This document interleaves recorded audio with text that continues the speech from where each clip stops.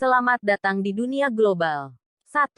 Wisata. Indonesia 5 tahun terakhir tahun 2014 sampai tahun 2018 sebelum masuk 2019 wisatawan mancanegara mencapai 14% per tahun. Menurut data BPS, kunjungan wisata mancanegara pada tahun 2009 tercatat sebanyak 6,323 juta orang. Angka ini terus meningkat menjadi 8,8 juta orang pada akhir 2013. Pada 2018 jumlah kunjungan wisata mancanegara mencapai 15,81 juta orang atau tumbuh sekitar 2,5 kali lipat dibandingkan 2009. Semenjak memasuki COVID-19 jumlah wisata menurun dikarenakan pembatasan skala global akibat pandemi COVID-19. Dalam rangka pemulihan ekonomi nasional melalui perekonomian Menparekraf membuka kembali jalur pariwisata tingkat lokal dan domestik. Dalam pemulihan ekonomi untuk meningkat wisatawan mancanegara, Menparekraf terus mendorong ekonomi lokal agar terus dibudidayakan agar bisa mempercepat pemulihan ekonomi yang melebihi target 18 juta orang tahun ini. Indonesia menjadi salah satu negara yang banyak dikunjungi wisatawan mancanegara mengingat keindahan alam yang mempesona.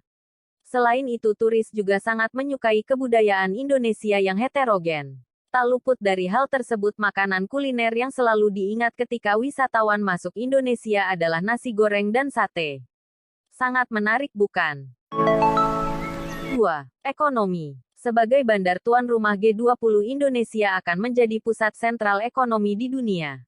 Pemerintah mempersiapkan proses konferensi tuan rumah G20 yang akan dilaksanakan di Bali. Setelah melewati COVID-19 Indonesia berharap pemulihan ekonomi dunia secara global akan bertumbuh signifikan. Sebuah kebanggaan bagi Indonesia menjadi bandar yang membuat negara Indonesia diminati negara di dunia sebagai pusat investasi ekonomi global. Setelah ditunjuk menjadi tuan rumah G20 pertama kali pemerintah Indonesia mempersiapkan strategi untuk kemajuan ekonomi di sektor wisata dan ekonomi digital. Melalui ekonomi digital akan mempermudah Indonesia menjadi negara menguasai ekonomi digital. Pemerintah telah mempersiapkan sumber daya manusia dalam menunjang ekonomi yang berbasis digital. Melalui jaringan digital yang telah dibangun infrastruktur dari tingkat desa sampai daerah terisolir jaringan internet. Pemerintah meningkatkan pemerataan pembangun infrastruktur dan jaringan sinyal internet. Pada 2022 pertumbuhan ekonomi mencapai angka 5,01%. Sejumlah lembaga internasional seperti Organisasi untuk Kerjasama Ekonomi dan Pembangunan (OECD), Bank Dunia, Asia Development Bank, hingga Dana Moneter Internasional (IMF) memperkirakan ekonomi Indonesia tumbuh di antara 5,4%. 3. Sumber daya manusia. Sumber daya manusia adalah kunci kesuksesan sebuah negara. Tanpa sumber daya yang mumpuni akan menghambat pertumbuhan ekonomi dan perkembangan sebuah negara. Oleh karenanya pemerintah Indonesia saat ini mengejar pembangunan di seluruh penjuru negeri demi pertumbuhan ekonomi. Melalui sektor pendidikan dan ekonomi digital menjadi target pemerintah yang harus didorong untuk mempersiapkan Indonesia 100 tahun pada tahun 2045. Kesiapan pembangunan sumber daya manusia telah diupayakan oleh pemerintah saat ini demi kemajuan sebuah negara. Keseriusan ini pemerintah mulai menata ASN dan seluruh perangkat lembaga aparatur negara untuk menunjang sumber daya manusia yang berkualitas. Peningkatan kualitas guru dan murid adalah ujung tombak dalam rangka menuju Indonesia yang maju. Sebelum lebih lanjut mengingatkan kembali jangan lupa subscribe dan bunyikan loncengnya agar tidak ketinggalan informasi penting lainnya. 4. Kemajuan sebuah negara. Negara mengalami kemajuan dikarenakan sumber daya manusia yang mumpuni untuk menghadap tantangan dunia global. Pemerintah Indonesia mulai membenah diri baik dari taraf angka kematian. Angka kematian yang berkurang memiliki sebuah faktor kemajuan di bidang kesehatan. Sebuah negara memiliki kemajuan jika ditopang oleh sejumlah kesehatan yang memadai.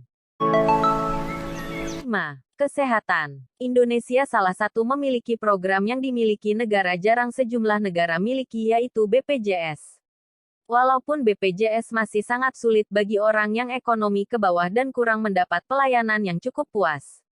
Anda harus tahu bahwa negara kita cukup baik memberikan solusi jaminan kesehatan melalui BPJS yang tidak dimiliki negara lain.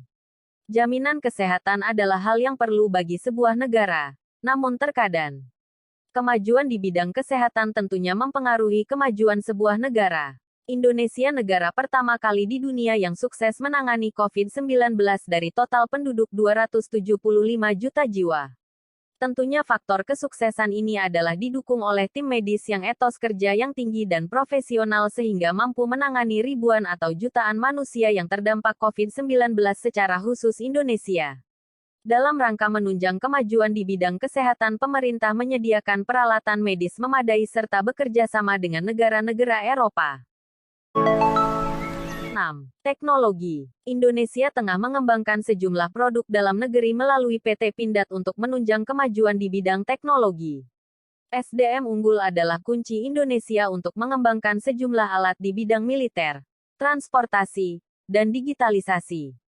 Sektor teknologi yang dipersiapkan pemerintah mendukung karya anak bangsa dalam negeri terus mengembangkan produk lokal. Salah satu produk yang menjadi minat negara di dunia, Indonesia berhasil membuat senjata laras panjang, alutsista lainnya serta membuat kapal selam yang bekerja sama dengan negara Perancis.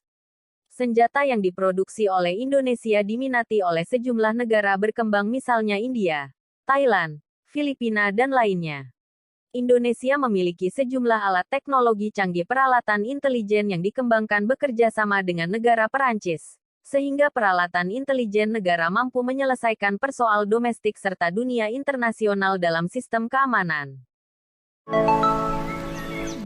Kekuatan militer. Pencegatan kapal asing masuk teritorial serta keamanan udara menunjukkan kekuatan militer yang sudah cukup memadai. Dengan didukung teknologi karya anak bangsa, Indonesia menjadi percaya diri masuk dalam salah satu kekuatan militer terkuat di dunia. Indonesia mampu mengembangkan serta menjual produk sejumlah alutsista dalam negeri menjadi lompatan maju satu langkah dari negara tetangga di Asia Tenggara.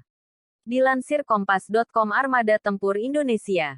Dalam laporannya, GFP mencatat Indonesia memiliki sejumlah armada tempur antara lain 445 unit pesawat tempur, 314 tank, 1.444 kendaraan lapis baja, 63 peluncur roket, lebih dari 500 artileri, 7 fregat, 24 korvet, 4 kapal selam, 181 kapal patroli, 11 kapal perang. Indonesia menempati ranking ke-15 kekuatan alutsista di dunia. Indonesia unggul dari negara maju misalnya Jerman 16, Australia 17 dan Israel 18. Akankah Indonesia mencapai alutsista 10 besar terkuat di dunia pada tahun 2045 tepat 100 tahun Indonesia merdeka? Silakan berikan ulasan Anda pada kolom komentar. Jika berita ini penting dan bermanfaat, jangan lupa subscribe serta bagikan informasi ini ke teman sekeliling Anda.